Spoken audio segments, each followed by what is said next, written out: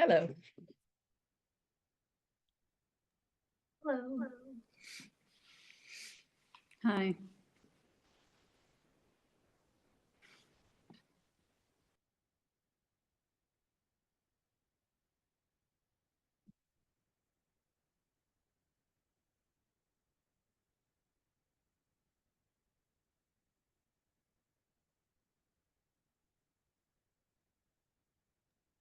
Everyone can see the agenda, right? Yep.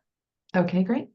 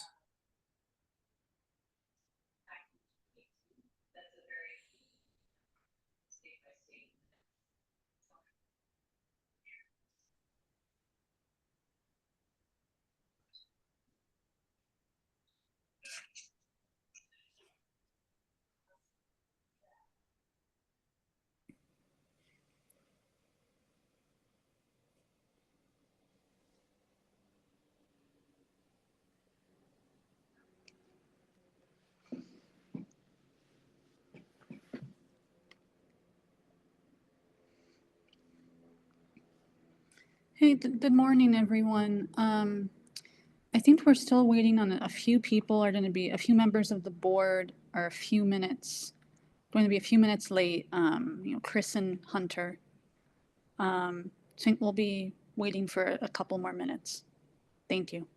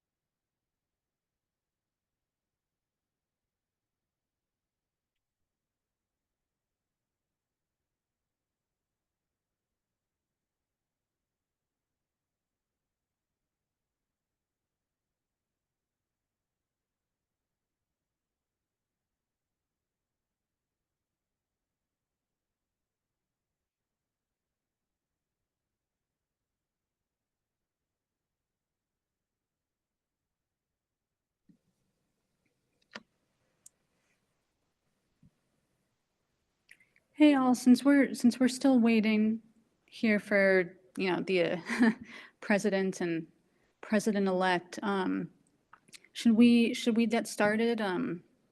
Chris, did you want to jump ahead to the treasurer's report? What do you think?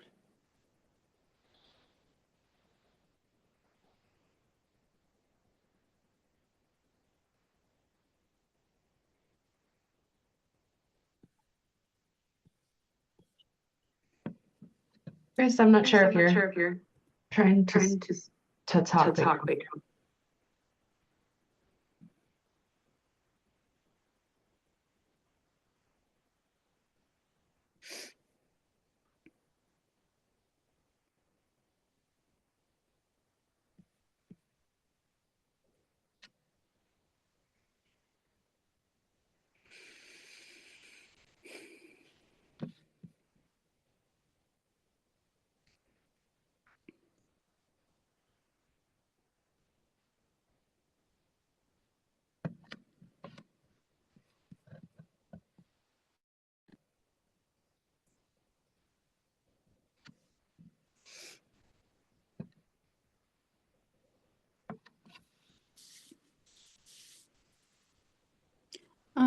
Hey, nice to see you again, Erin. Did you want to go ahead with the SHPO report for this month? I can do that, but does Robert's Rules of Order allow for, I'm like echo. Does Robert's Rules of Order allow for starting the, why am I echoing so much? Sorry. That's okay. Thank you, Dan. I didn't think so. Yeah, we've gotta wait to officially start the meeting. Yeah, sorry, Okay. folks. Dean knows the I'm rules. assuming it's Catherine. You got your something, maybe two sessions going on there. That's really weird to talk with that echo. Anyway, the bylaws do say oh, there you go. I'm gonna shut up now. You got a president-elect. I'm here. Sorry I'm late, guys.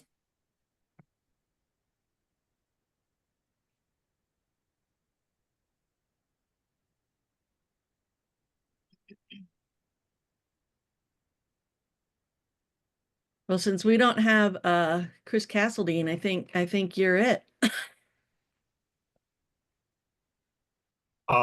Would somebody be willing to kind of show me, kind of talk me through the ropes of how I'm supposed to do this? This is my kind of first time doing this here.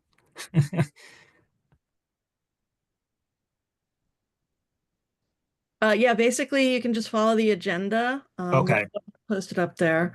Okay, let me get it pulled up here. Oh, here, Yeah. let me share my screen. I have the Okay. agenda ready to go. I had And tried then to essentially adjust my just need audio. to call the meeting to order and then just follow the agenda. Okay. Ask for motions when there's something to vote on. Okay, give me 1 second here. Here's the agenda for you. You make that a little bigger Um, for old eyes. Interesting. I wasn't aware that the screen share was small. Let's see.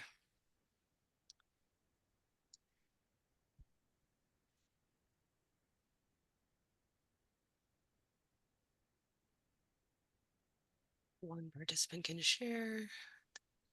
Okay, so so it looks like the first order of events is the a roll call. So if we can, should I do the roll call, or do you guys want to kind of go around and say who's present for that? I think the last time I just I kind of write down in the minutes Okay, okay, so whoever's you just present. kind of keep a running record of everyone who's here. Yeah. Hey, Okay. Catherine, I think is there a way you could put a headset on or so that there, yes, whenever you're unmuted. I'll try to figure this out. Sorry. I'll be on Not mute. not a problem. Thanks. Okay, so the prior board minutes, which looks like they've been attached here, it looks like we're going to do a motion to approve those minutes. I'll move to approve the minutes. Okay, okay. I think we need a second. I'll second them. Okay, Chris Taylor seconds the approval of those minutes. All right. And I'm recording all this. Okay. So the minutes have been approved. I think we should all say yay or nay. Okay. Yeah. Okay. All those in favor say yay. Yay. Okay. Anyone nay? Anyone abstaining from this? Okay, then it looks like the minutes have passed. Great. Erin, is it still showing up small on your screen? Is there no way? I'm not sure quite how to adjust the size on is it showing up small on everyone's screen? Yeah, I figured out how to make it larger on my end. It's small. I have it kind of pulled up as an individual file that I'm kind of looking to on online. So but from this, it looks like we're moving to Dan to talk about the 2025 political action outlook updates. Dan, do you want to talk about that? Hey everyone, yeah. So and former AAC board member Dan here. So I originally wasn't going to make this meeting, so happy to be here.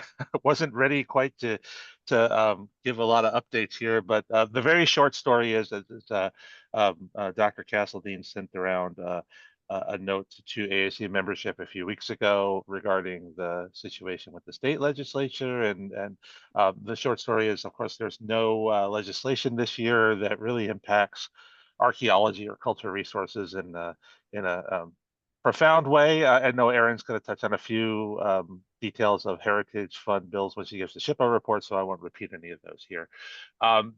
The other thing I put in there is there was a case in Pinal County regarding, or excuse me, Pima County regarding Pima Community College, and since that update went out, that case was actually tossed out of court. So I'm not sure what's happening with that, but as it stands right now, that case is now moot. Other than that, the hottest news off the press that might affect archaeology on a statewide basis is yesterday, the Tono National Forest published this notice of intent to release the final EIS for the Resolution Copper project. So, you know, if you've been following politics and archaeology in the state for a couple of years, you're probably aware of that. But sounds like that's going to start ramping up again here in the next few months, or not. We'll see what happens. So that's what I got for an update today. And I'll be quiet on updates probably until you know, late fall or spring of next year when the state legislature comes back.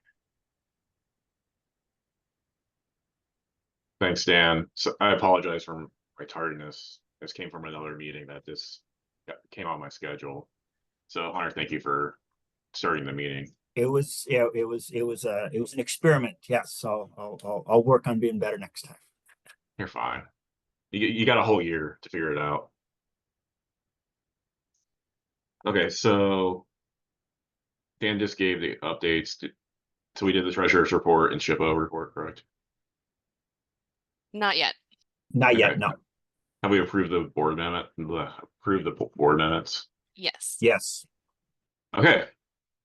So given that, we'll go to Chris Taylor with the treasurer's report. Hey, good morning, everybody. I sent out a brief treasurer's report just before this meeting. Big updates is I got the Arizona Corporation Commission annual report filed. That was accepted, as well as our taxes through the IRS. So both of those things are taken care of. It's really all I got on the treasurer's report. Sounds little information is good, but there's not a lot to talk about. Okay. So then we'll move on to Aaron Davis and the SHPO report. I've got a lot to talk about. I'm going to read through the report really quickly, and then Mary Ellen Walsh is here as well. And as part of our report, she's going to answer any questions you may have about the current administration and historic preservation and archaeology. We figured there might be some questions. So, okay, so in compliance, SHPO has been notified by the Rural Utilities Service that Section 106 National Historic Preservation Act compliance for the Marana Adonis substation, if you know Marana, there's a lot of stuff down there, will fall under the EO for National Energy Emergency. This project is an ongoing consultation, it's been going on for years, where SHPO disagreed with RUS's finding of no adverse effect. And after receiving confirmation from the Advisory Council on Historic Preservation that SHPO's assessment of adverse effect was correct, RUS did not engage in continuing consultation until the EO was executed. That's nice. SHPO and tribes will have 7 days to comment on further consultation arising from the project. 7 days. The FCC has been petitioned to adopt new regulations for NEPA review on select actions, including cell phone tower construction and co-location. The petition goes as far as to recommend the removal of Section 106 review. SHPO will be responding by the April 30th deadline.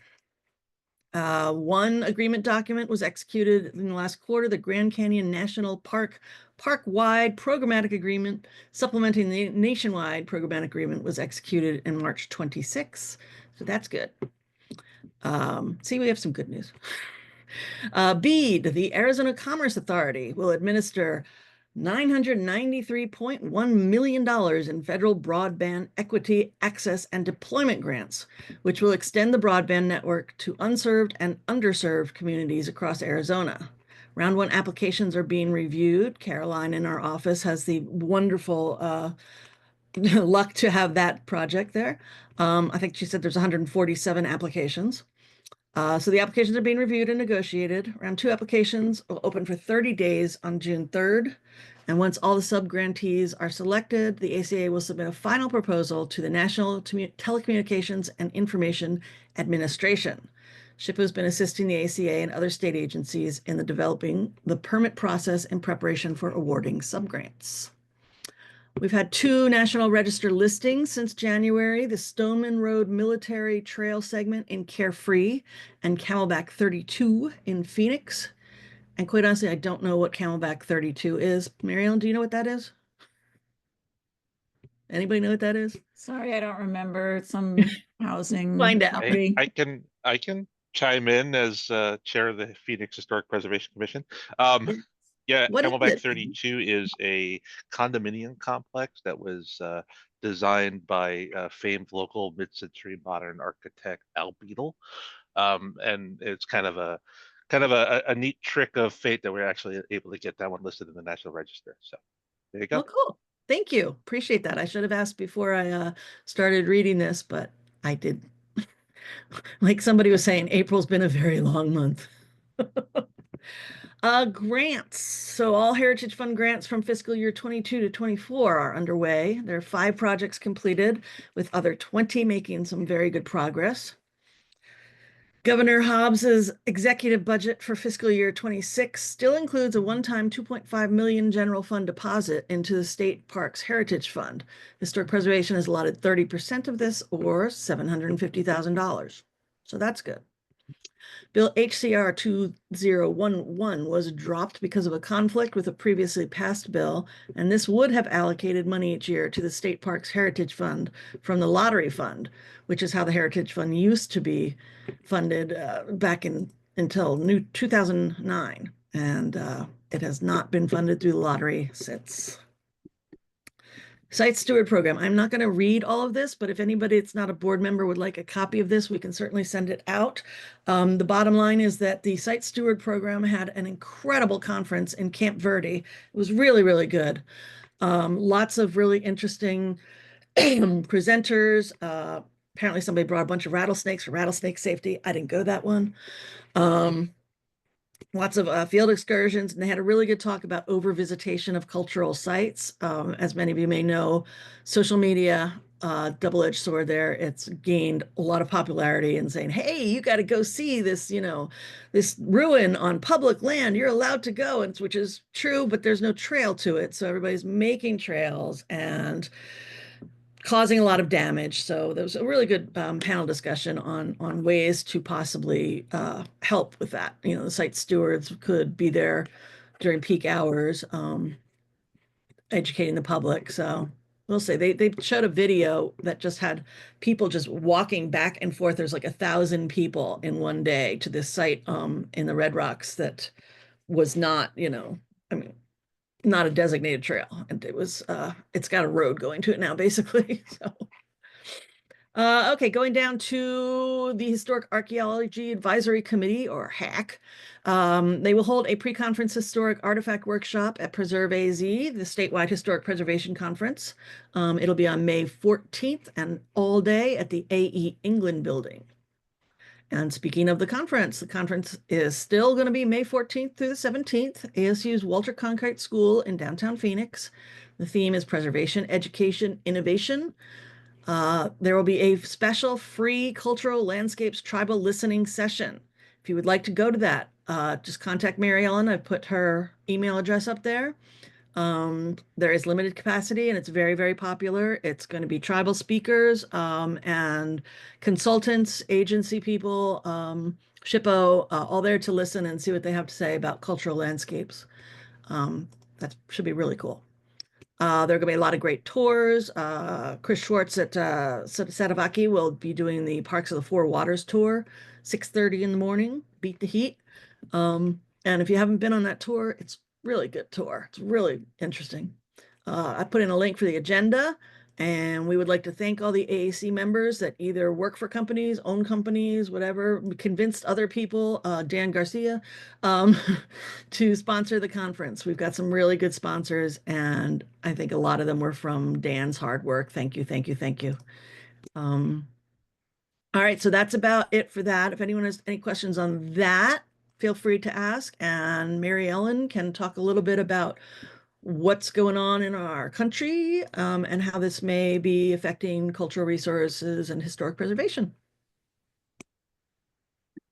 But only if you want to hear. I don't want to waste time. Just, you want a 5-minute update? You're okay with that? Okay. So we really don't have a lot of information other than what everybody else can see. There are, publicly in the news, they're dropping EOs on a regular basis. The Forest Service has two that they're working under, the timber and the energy. As Aaron said, we have RUS doing the energy EO. There's an EO related to the rehab and reuse of historic buildings that will affect a lot of the federal agencies because that's where they're housed. So they're dealing with a lot of pressure from all sides. And we're doing our best just to be there to support them, whatever they need, we are trying to provide. Sometimes that's concurrent consultation, they don't have the chance to do a full review of a report before they give it to us, so we'll do it with them in order to streamline. And all the agencies are looking at ways to streamline the efficiencies of consultation, not necessarily the projects. Most agencies are doing 106 per usual, unless they can get it, and following the many PAs that are already in place, which is really good. So we are doing our best to support all that. We are still maintaining our mandated review times. We are seeing an increase this year in the number of consultations, and that hasn't declined yet. So, that's good on one hand, not for the agencies though, as they start to lose people. They've even lost volunteers now. It's really going to be difficult for them to maintain having the parks open at the national park level, to some extent at least. What else? We are pushing forward with our agenda to talk about cultural landscapes in the 106 process and integration of Indigenous knowledge, regardless of all of what's going on around us. So where we can, that is still our goal, to integrate these into the process. Tribes have been asking for it for a long time, and we're really happy. We've got 11 tribes participating so far in this listening session.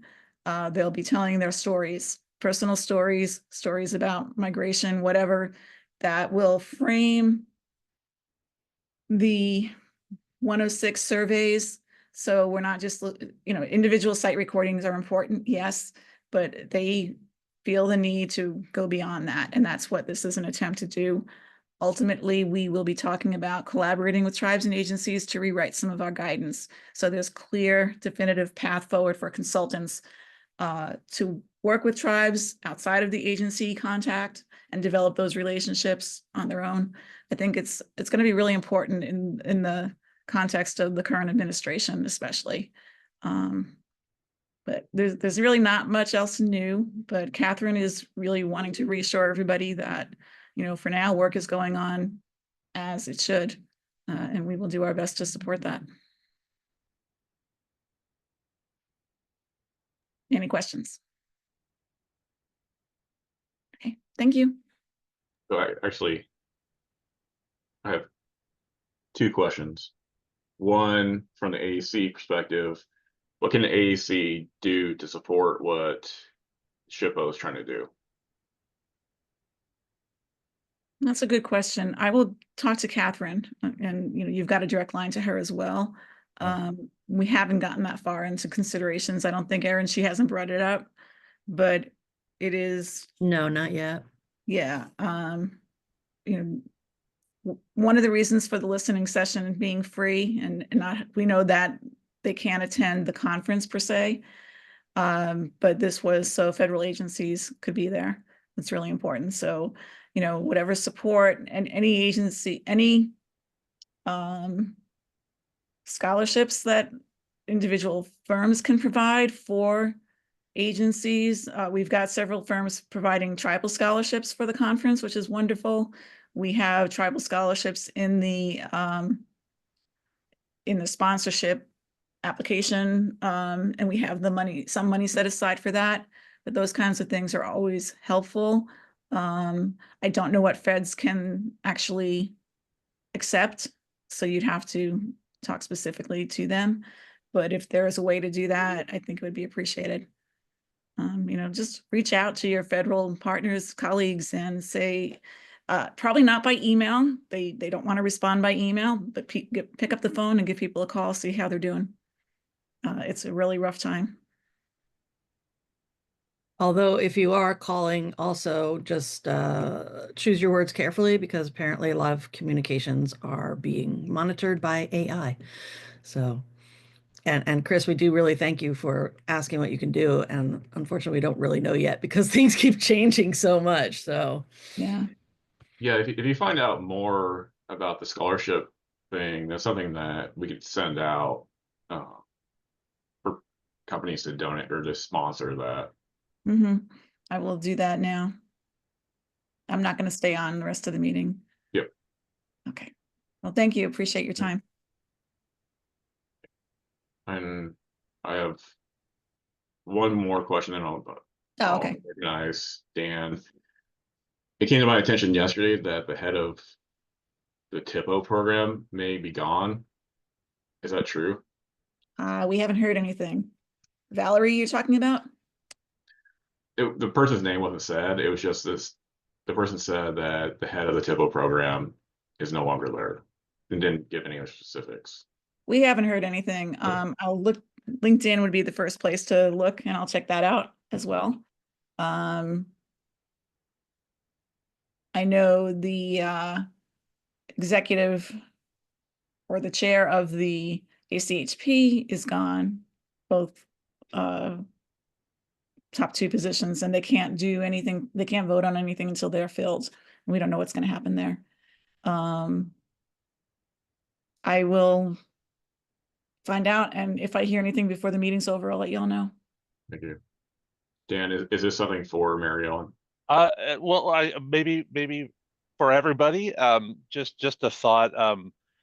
When we're talking about scholarships for federal employees, before anybody tries to lend support or raise money for that, somebody speak to a federal employee, please, about the gift clause and whether That's what they I feel thought. that's something that they could apply for. It may have to be something that's available to everybody to apply for and not just to government employees. So just, I'm not well versed in that. I don't think we have anyone on here who is a current federal. Oh, we do. Oh, Catherine, of Catherine course. is. So maybe Catherine can speak to that, but just something to consider. Appreciate that, Dan.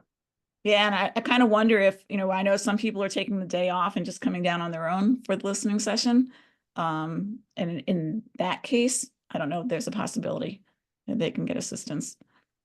And I agree, don't offer it yet. Let me look into it on our end. Thank you, Mary Ellen. Does anybody have any specific questions to Mary Ellen before she leaves? I'll just put you on in the background. All right. Thanks.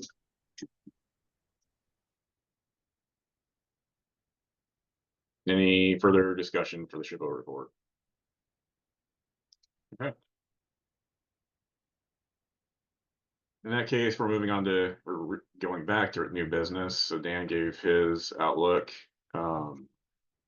The Preserve AAC conference, I don't really have any information on. Unfortunately, I haven't been able to attend the planning sessions because of my crazy schedule this semester. So I personally don't have any updates. AAC Fall Conference update.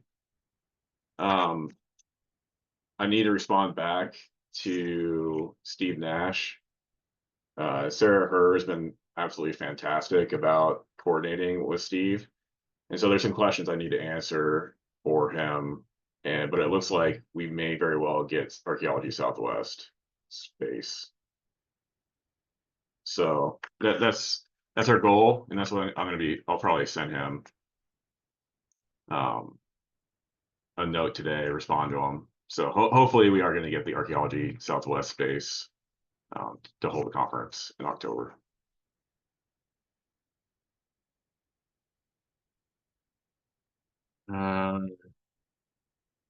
The Julian Hayden Award I alluded to last quarter. It ended up not being awarded for this year. That's one of the choices that can happen. There is one applicant that asked for further guidance, and I believe everybody that's on the committee provided guidance on how to flush out their paper. So for budgetary things, we're not going to be. I don't know if Chris, did we already contribute? Okay, Not yet, no, so yeah, this year we won't be contributing to the Hayden Prize. okay.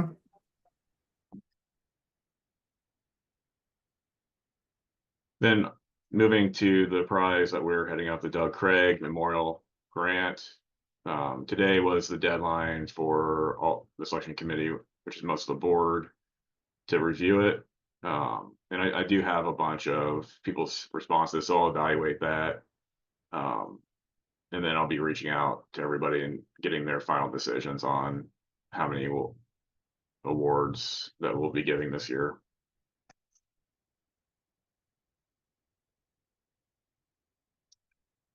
Okay. Then any comments or questions about either award? The Doug Craig, that can award a maximum of 2 people, that's correct? That's correct. It's Yeah. up to 2 prizes worth up to $2,000. Okay, but there can be a decision to just award 1 or potentially none. Correct. And I had one question as well about the scoring. It seems like maybe I don't know if there's confusion in the scoring, but it seems like there's like a few people who scored in one way and a few people who scored in a different way. So I just wanted to kind of bring that to attention. Yeah, and we can discuss this. This is, as I've explained, we shifted the way that we're approaching this, kind of making it an easier application process for students and early career professionals. And this is basically the first time that we're actually testing out this scoring system. And so it's going to need improvements. So we'll discuss that more. But yeah, Rebecca, I appreciate that, and we'll make improvements upon it.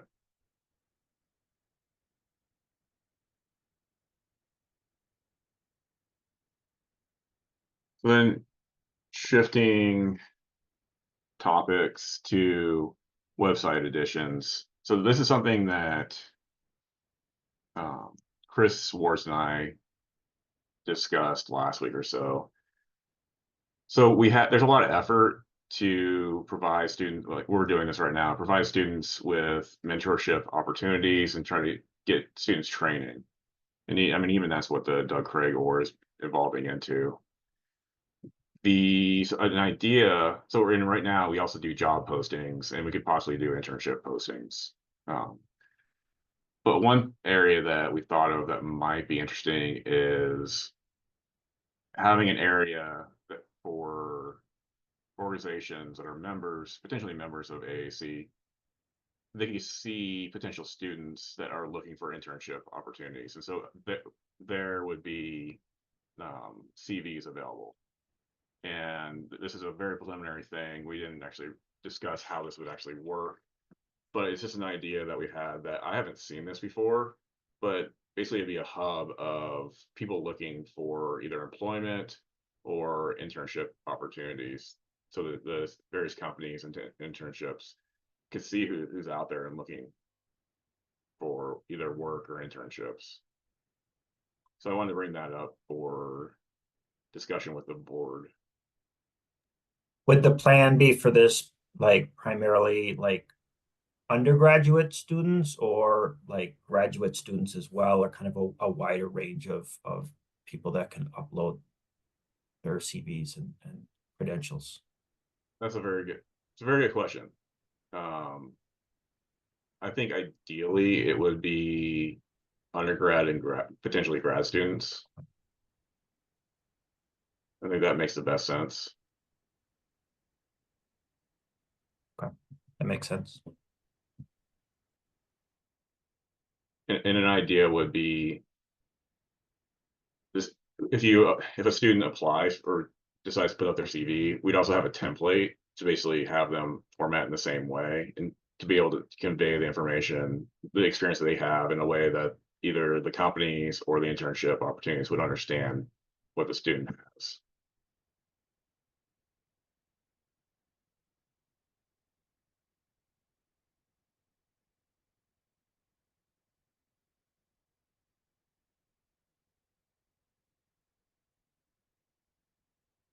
Any other initial reactions to that?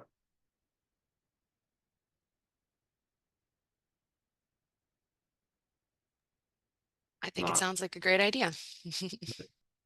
I'll scope it out with sorts and try to get something more concrete to have everybody look at.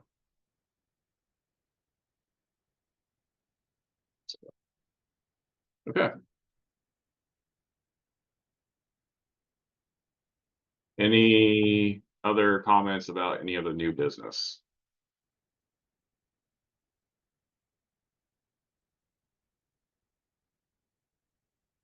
Given that, we will move to the member and public comment period. So if there's any member of the AAC or public attending that would like to bring up anything or ask any questions, this is the time to indicate by raising your hand.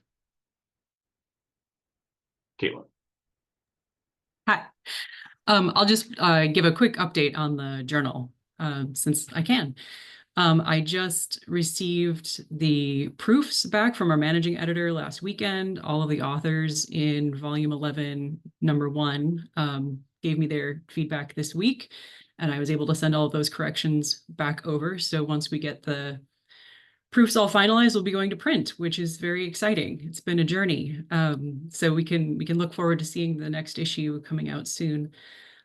Special issue is also moving forward. I've got revised manuscripts coming in. I'm waiting on a couple others. Yes, I like the little, yes, that's very appropriate. I'm waiting on 2 more sets of revisions, and then the struggle that I'm having there is I've had a few reviewers who have just dropped out of communication, and I've been having a hard time getting alternate reviewers to take their place. And it's really a drag when someone says, yes, I'll do this, and then you just don't hear from them. And a month later, you're like, hey, you got that review for me? And it's just crickets. So that's kind of holding up 3 of those papers. So I will be trying to find alternate reviewers for those. And the other thing that I just want to say to everyone in the meeting, we have not been receiving new manuscript submissions for the journal, and that does not bode well for the future. So I'm going to be scoping out at SAAs anyone who's got anything even remotely related to Arizona archaeology, suggesting that they submit a paper. If you all would do the same, or write something to submit to the journal, we'd be very happy to have your contributions. Was that something, Hunter, you have something? Yeah, I actually have a student that's interested in submitting something, and I was curious, is there like a time when, like, in order for things to kind of get in order for the next issue, for it to be kind of submitted in a timely manner, that you would ideally like? Since I have nothing in the queue right now, as soon as possible would be great. Okay. And then it's kind of, we're as strong as the weakest link. So we need enough pieces to put an issue together.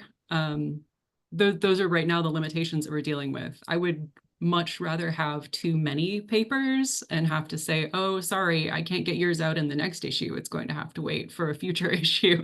But we have the opposite problem of trying to get together enough material to make a solid issue.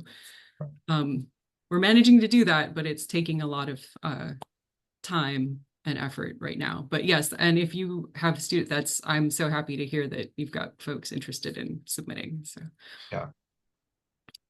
That is all I have, unless there are questions about journal related things. Yeah. Thinking about, I mean, everybody's facing this journal crunch of not enough articles. I mean, this is toward Hunter. Arizona, even though our focus is Arizona, there's always been a very strong relationship with Sonora. I mean, that's your time. So I'm wondering, I mean, we are an English journal, but Hunter, do you think there's anybody that has material in Sonora that would be willing to submit? Yeah, I mean, I've thought about it. I think one of the issues right now that I'm kind of facing, even with kind of collaborative projects, is there's a lot of work going on right now in the field, and ENA employees are kind of stretched for time. So like the practicality of putting together an article is a little bit low. But with that said, I mean, there is the possibility. I mean, you know, ENA does have its own kind of publication, right? That it's possible that articles that maybe have been released in Spanish could be translated, you know, and maybe made accessible to English audiences. That's something that, you know, could be a, you know, something that I could inquire about if AAC is interested in. I'm open to a broad scope of what Arizona archaeology means. And certainly a lot of these things, you know, those borders are recent historical constructs, all things considered. So yeah. Yeah, and the informas are much longer than an article. So it's definitely something that if somebody's willing to translate, then I think it would make sense. Yeah, I mean, I think I'd certainly be happy to help with that. I've helped before. Yeah, and I mean, there's, like I said, there's good projects. There's a really large scale excavation that's going on in Imuris right now that's got tons of data that's coming out, but like they're crunched for finishing that, and you know how soon that information is going to become, you know, widely accessible, or there's going to be chill time for actually synthesizing it, is, you know, that's kind of the question, you know. Thank you.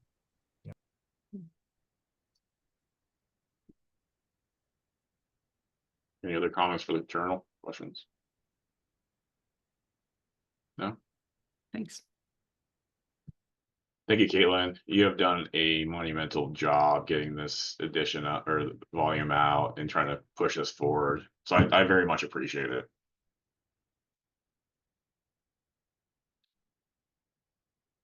Any further comments or questions from the audience? I am not seeing any movement. Okay. The next order of business is scheduling a date and time. And in there, I believe Kellen put in July 25th, which is a Friday. Would that work for everybody?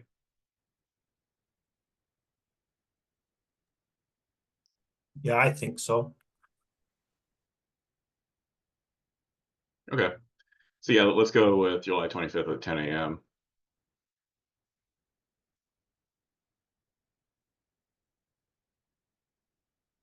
Okay, so if there's nothing further, I will entertain a motion to adjourn.